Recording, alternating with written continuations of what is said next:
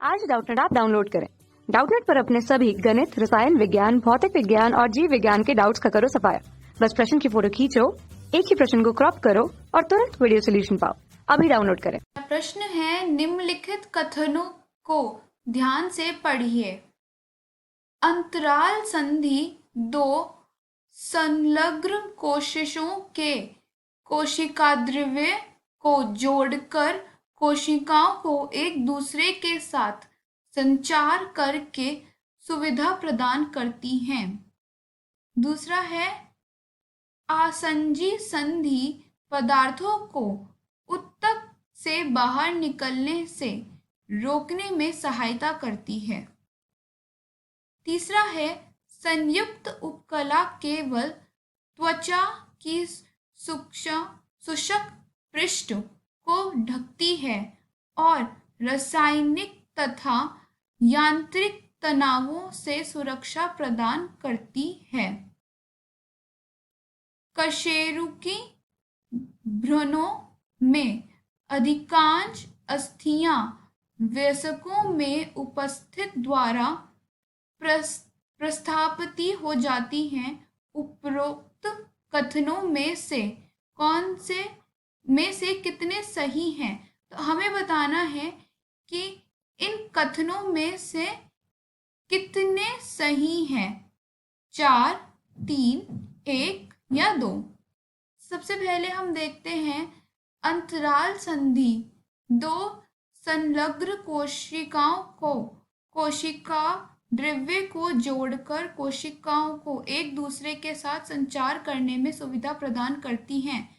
हाँ, तो यह बिल्कुल सही उत्तर है। अंतराल संधि संचार और सुविधा प्रदान करने में मदद करती है। संलग्न कोशिकाओं को जोड़कर भी वह रखती है।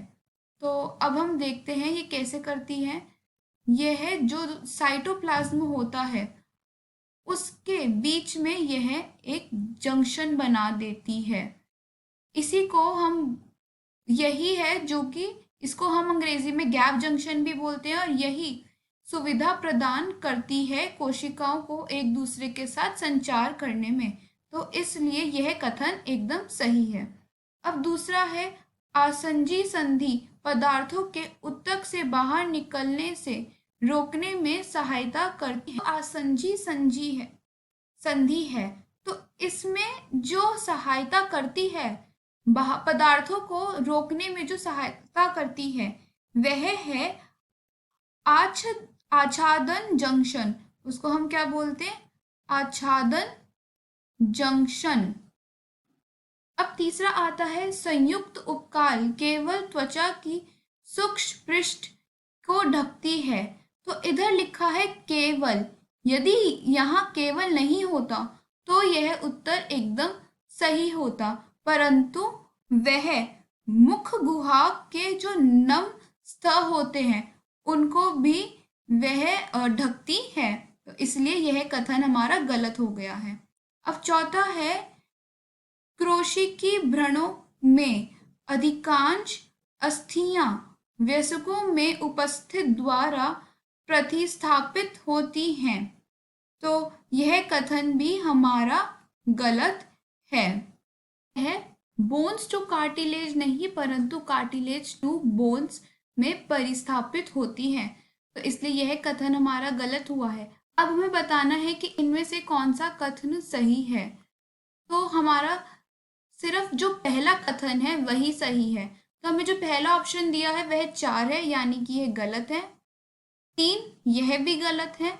तीसरा ऑप्शन है हमारा 1 और हमारा सिर्फ एक ही कथन सही है, यानी कि जो हमारा पहला कथन है सिर्फ वही सही है, बाकी के हमारे सारे कथन गलत हैं। तो इसका उत्तर हुआ 1। कक्षा 6 से 12वीं से लेकर नीट, IIT, JEE वो एडवांस के लेवल तक 1 करोड़ से ज्यादा छात्रों का भरोसा। आज ही डाउनलोड करें डाउटनेट ऐप या व्हाट्सएप करें अपने सारे डाउट्स 8400 400 400 पर।